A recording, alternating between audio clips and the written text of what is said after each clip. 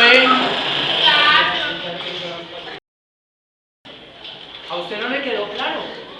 Le dije que se me presentara después del acto cívico.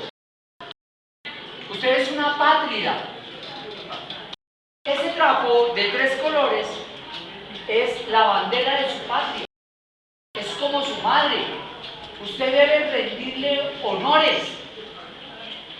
Y como no le ha quedado claro, para mañana me trae de castigo aprendido todo el himno nacional con sus estrofas. Y cuídese, porque lo puedo pasar al frente a que lo diga delante de todos. ¿Está claro, señor?